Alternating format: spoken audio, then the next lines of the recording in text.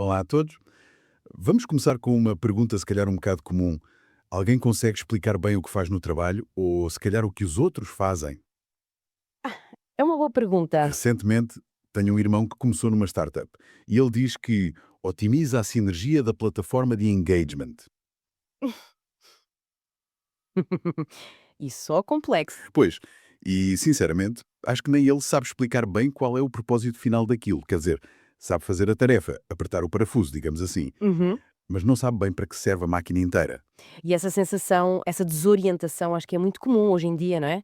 Estamos imersos em tanta informação, Exato. cada um com as suas micro-verdades, como se diz, e muitas vezes são os algoritmos que nos fecham nessas bolhas. Sim, parece que nos confirmam sempre. Pois, e dá uma sensação de que o mundo, pronto, se partiu em pedaços e ficamos um bocadinho perdidos no meio disto tudo. É precisamente essa fragmentação que queremos analisar melhor hoje. Queremos perceber como é que chegamos aqui. Certo? E vamos focar-nos em duas coisas. Primeiro, a superespecialização do conhecimento. Uhum. E depois, o impacto do que se chama pós-modernidade. Nesta sensação de do mundo em pedaços. Faz sentido. Então, começando pela especialização. Temos de recuar um pouco, não é?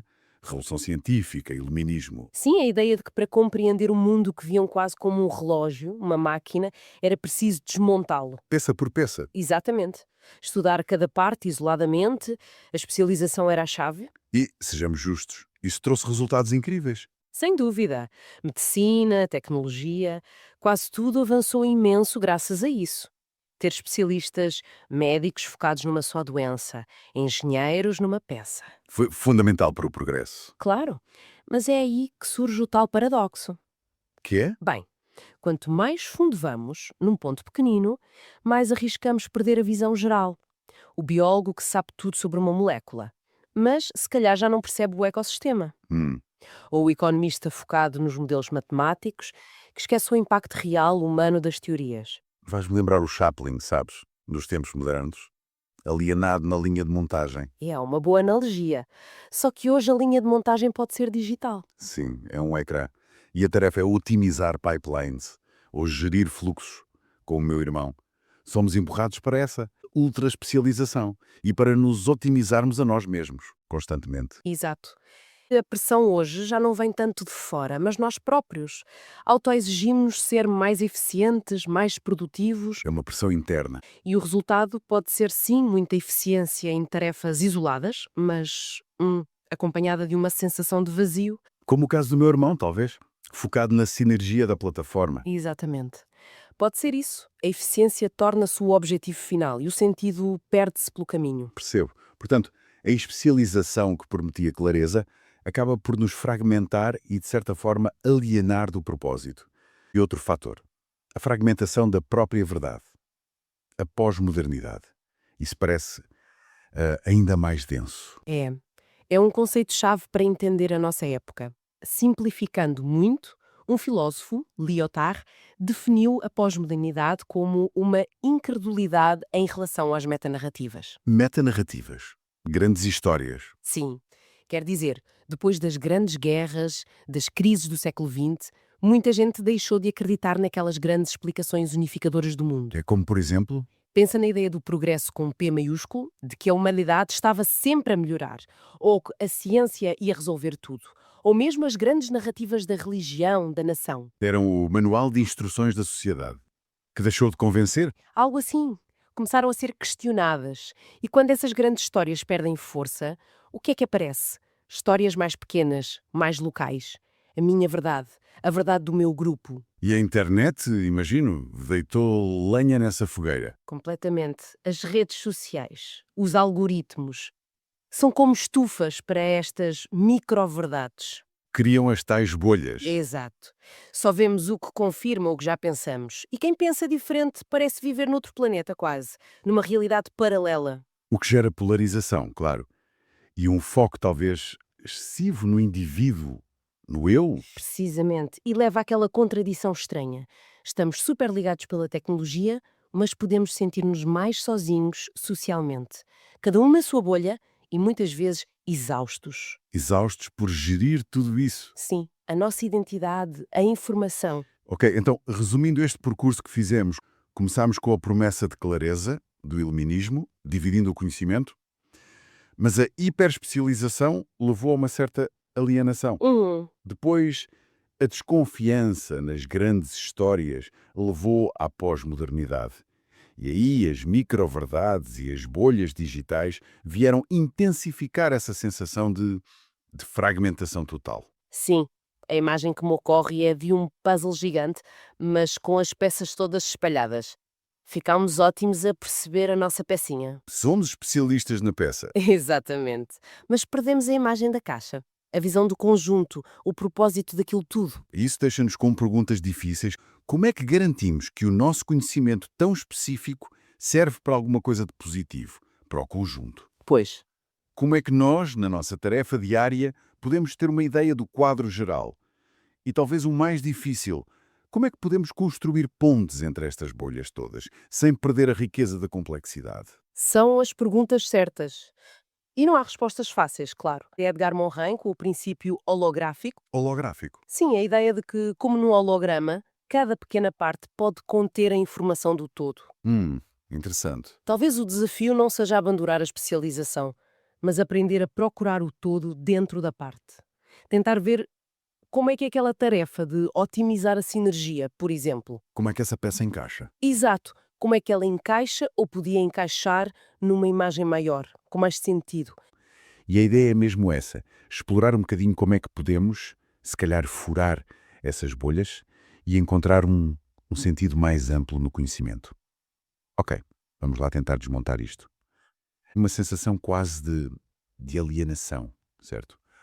Uma dificuldade em ligar os pontos, ver o quadro completo. É isso mesmo, é um paradoxo interessante, não é? Sentimos-nos super especialistas na nossa microárea, mas ao mesmo tempo desligados do macro, da paisagem geral. E para recuperar esse sentido, essa conexão, não basta só ter vontade, são precisas, bem, práticas ativas, um esforço mesmo, Uhum. um esforço para sair dessas zonas de conforto intelectual. Desafios concretos, tipo, imagina um engenheiro a passar uma semana a ler filosofia, ou um artista a mergulhar em textos de biologia. E depois, o ponto-chave, partilhar. Partilhar o que descobriu, as pontes que se calhar encontrou, ou então ir a eventos que forcem essa mistura. Hackathons com um fim social ou clubes de leitura com temas super variados. Pois, e o que é fascinante aqui não é tanto acumular factos de outras áreas. O ponto essencial parece ser como estes exercícios treinam ativamente um olhar mais global, mais abrangente. Não se trata só de colecionar conhecimentos diversos, tipo selos, mas de começar a perceber como é que os diferentes saberes dialogam, como é que se podem iluminar uns aos outros e, no fundo, enriquecer a nossa própria compreensão do mundo. É quase como aprender uma nova linguagem para ler a realidade. Faz todo o sentido. E outra estratégia muito prática também é a da colaboração. A ideia de nos juntarmos a projetos onde pessoas de áreas diferentes têm mesmo de trabalhar juntas para resolver um problema concreto. Exemplos variados. Desde voluntariado na comunidade, projetos de ciência cidadã, até coisas como, sei lá, hortas urbanas coletivas ou contribuir para plataformas abertas tipo Wikipédia. E até gestos mais pequenos, não é? Como tomar café regularmente com alguém de um setor totalmente diferente, ou até manter um diário para anotar interconexões que nos surgem no dia-a-dia, coisas inesperadas. Exato. Que essa colaboração prática é vista como uma ponte muito poderosa. Uma ponte entre esses fragmentos de saber, porque permite algo que a teoria sozinha não dá. Experienciar mesmo, na prática, como é que se constrói algo maior a partir de peças diferentes. Há uma aprendizagem quase física, sabes? Incorporada, sobre interdependência, sobre síntese, que vai além do mero entendimento intelectual. Claro. E a tecnologia? Não podíamos fugir a isso. O problema óbvio, o risco das bolhas algorítmicas. Aqueles filtros que nos mostram mais do mesmo, limitando a nossa exposição a outras perspectivas. Mas, e aqui acho que fica mesmo interessante, o potencial oposto da tecnologia. De plataformas de crowdsourcing científico, fóruns de discussão globais, investigação aberta, comunidades online, a chave está no uso consciente, ou seja, fazer um esforço ativo para seguir vozes diferentes, curar os nossos feeds, procurar fontes alternativas de propósito. Precisamente. Não é de todo diabolizar a tecnologia. É mais sublinhar que ela é uma ferramenta. E o seu impacto, se fragmentar ou se conecta, depende muito da nossa intenção, da nossa prática. Usada de forma intencional, pode ser um motor fortíssimo para construir pontes e gerar um sentido mais coletivo. Até porque nos permite aceder a uma diversidade de perspectivas que de outra forma seria impossível. Mas lá está, exige essa intenção de querer ampliar horizontes, não só reforçar os que já temos. E para além destas estratégias mais, digamos, práticas, o material que exploramos traz também inspiração de figuras e conceitos que desafiam esta fragmentação. Por exemplo, a Donna Haraway e a crítica dela à separação que fazemos entre humano, tecnologia, natureza. A Bell Hooks, a sua ênfase na construção do saber como algo coletivo, dialógico. E Rita Levi-Montalcini como um exemplo de colaboração interdisciplinar na ciência. Sim. E alarga bastante o leque ao trazer também sistemas de pensamento não ocidentais, o que é muito rico. Por exemplo, a filosofia Ubuntu, aquele princípio eu sou porque nós somos, que é um antídoto direto a um certo individualismo, não é? Fala do conceito andino do bem viver, focado na harmonia coletiva e com o ecossistema, e refere cosmologias indígenas brasileiras que olham para a Terra como um organismo vivo, interligado. O ponto aqui não é só listar estas ideias, é mostrar que existem múltiplos modelos já testados para lidar com a fragmentação, que não há uma receita única, há uma diversidade de abordagens. Uhum. Então, o que é que podemos tirar disto tudo? A mim parece-me que a mensagem principal é que, pronto, ter consciência do problema da fragmentação não chega. É preciso passar à ação, experimentar, conectar, desafiarmos a olhar para lá do nosso quadrado. Exatamente. A ideia fundamental que atravessa todo o material é essa. São estas pequenas ações conscientes. Procurar outras perspectivas ativamente, colaborar em projetos mistos, usar a tecnologia para ligar e não para isolar. São estas ações que, acumuladas, podem mesmo transformar a nossa experiência. Podem levar-nos, individual e coletivamente, a uma vivência do conhecimento mais integrada. Mais conectada e, no fim de contas, mais rica em significado. Vamos tentar mergulhar um pouco mais fundo, olhar para o sistema operacional por trás do nosso pensamento. Porque as nossas ideias sobre, sei lá, justiça, sucesso, até a natureza, muitas vezes vêm de sítios que nem imaginamos. É verdade. Funcionam quase em segundo plano, como programas. É fascinante ver como ideias tão antigas ainda nos moldam. E identificamos aí duas grandes formas de ver o mundo, não é? Uma muito acidental, Sim, focada na essência, na causa, naquela coisa mais estruturada, uma arquitetura quase. certo. E a outra mais do Oriente, que vê tudo como fluxo, como relação, mais como, sei lá, jardinagem. Gosto dessa imagem. Jardinagem versus arquitetura. Então o objetivo é trazer essas raízes filosóficas cá para cima. É isso. Exatamente. Tentar perceber de onde vêm estas formas de pensar. Ok, então comecemos pelo Ocidente. Aristóteles.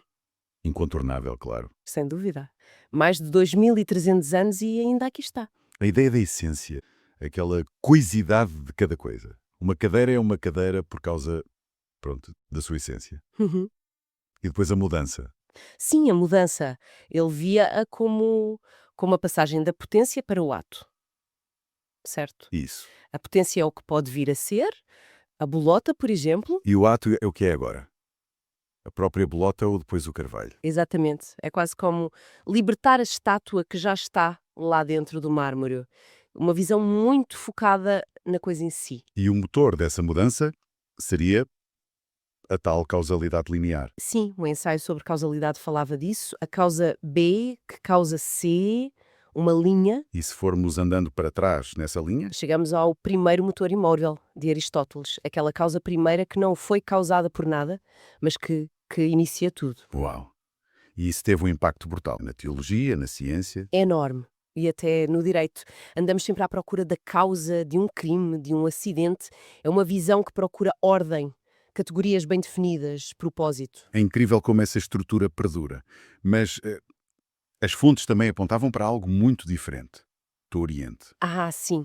Uma mudança radical de perspectiva. Falamos de taoísmo, zen budismo. E aqui a metáfora já não é o arquiteto. É mais o jardineiro que mencionaste. Ou talvez um marinheiro. Alguém que sente o fluxo e se move com ele. Precisamente.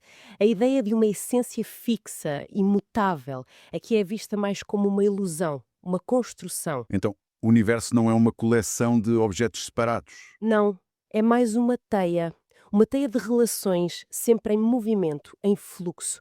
O Tao Te Ching dizia: o tal que pode ser nomeado não é o tal eterno. Gosto da imagem do rio. O rio não é só a água, nem só as margens. É o fluir. A identidade está no processo contínuo. É uma visão muito mais dinâmica. Ok, mas então o que é que move esse fluxo? Se não há um primeiro motor externo? São as tensões internas, as contradições, as polaridades. Pensemos no Yin Yang. Forças opostas, mas complementares. Exatamente, opostas e interdependentes. A dança delas é a realidade.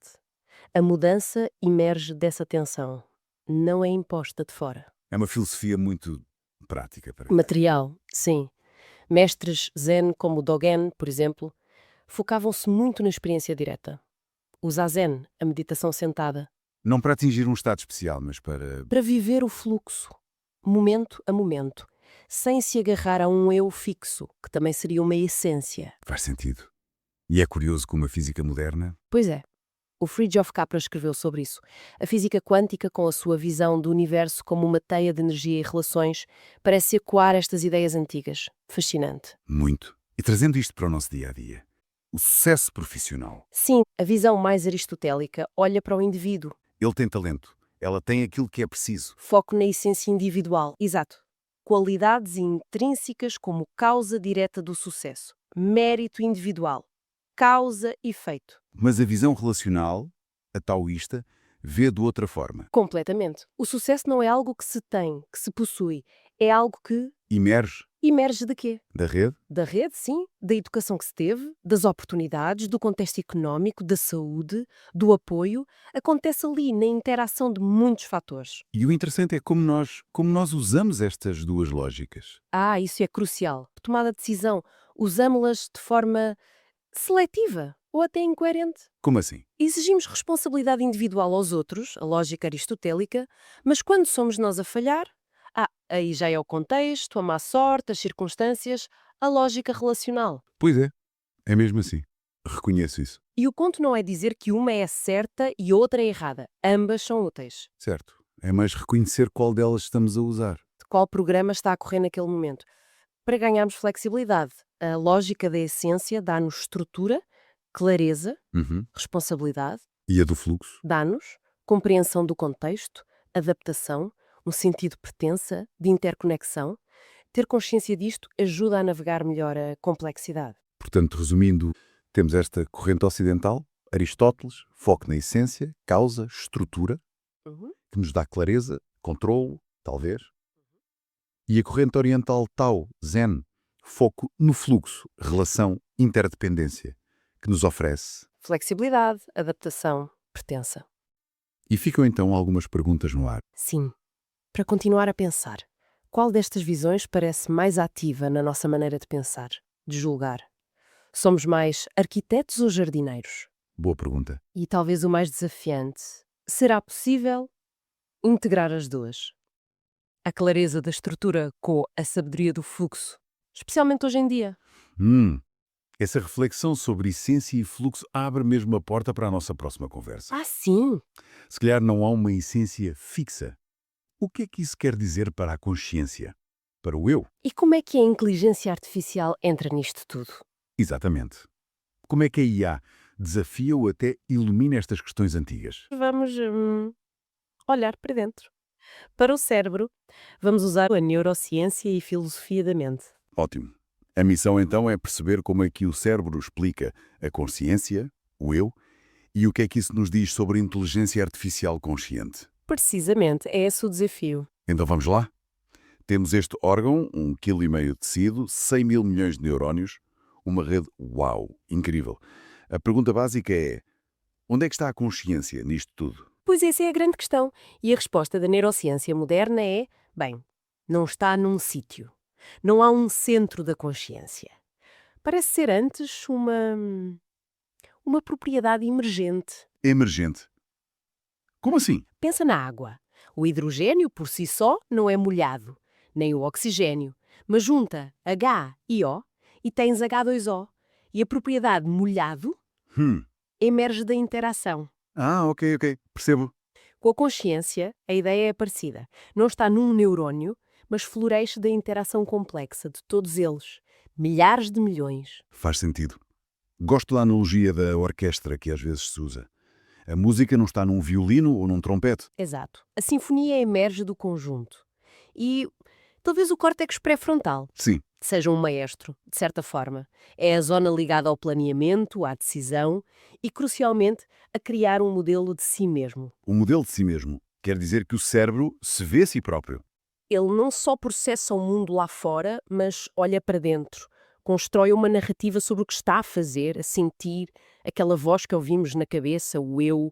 Pode ser essa história, uma história que o cérebro conta a si mesmo, num ciclo constante. Então, o eu é mais uma história a ser contada do que uma coisa estática. Um processo? É uma forma muito interessante de o colocar, sim. E isso deita por terra a velha ideia do cérebro-computador, não é? Hardware fixo, software à parte. Pois é. O cérebro é plástico. As nossas experiências mudam-no fisicamente. Hardware e software são inseparáveis. E, como diz o António Damasio, a consciência está ligada ao corpo, às emoções, à biologia de sobrevivência. Não é só lógica abstrata. Bem diferente da visão clássica de Aristóteles, por exemplo. Completamente. Aristóteles fazia aquela divisão. O intelecto passivo, que recebe tipo uma tábua rasa, Sabe? e o intelecto ativo, que compreende. E este último para ele era divino, externo, imortal, separado da matéria. Quase como uma faísca de fora. Exatamente. E essa ideia teve um peso enorme. Evoluiu para a noção de alma imortal, o tal fantasma na máquina, a ideia de um eu separado do corpo. E essa tensão antiga entre mente-cérebro e mente-alma está agora bem no centro do debate sobre IA. Queremos criar máquinas conscientes. Sim, mas aí batemos de frente com problemas filosóficos gigantes. O John Searle e o quarto chinês... Sim.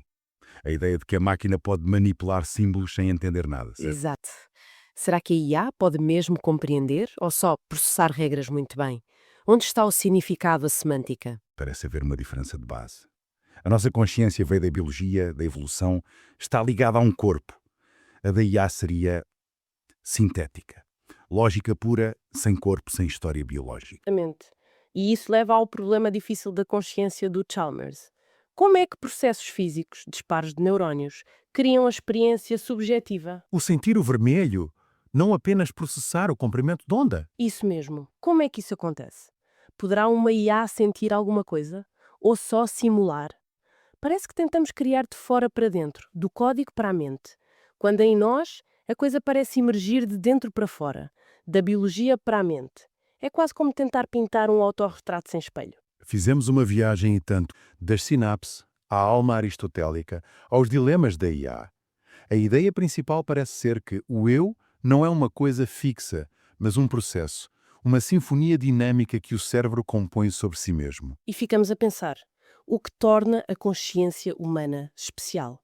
A biologia? A vulnerabilidade? A história? Poderá o silício replicar isso? Ou será sempre um espelho vazio? E como é que esta sensação de continuidade do eu emerge de neurónios sempre a mudar? Quem rege a orquestra? Perguntas que ficam a pairar. Bem, depois desta imersão na mente, vamos olhar para fora, para o tempo e o universo. Vamos explorar o conceito do universo em bloco, passado, presente e futuro a coexistir, e o que isso significa para a realidade e o livre-arbítrio. Fica o convite. Até lá. Fica para a próxima. Fica para a próxima. Não se esqueçam de seguir o nosso podcast, isso é um incentivo para continuarmos a servir-vos. Obrigada.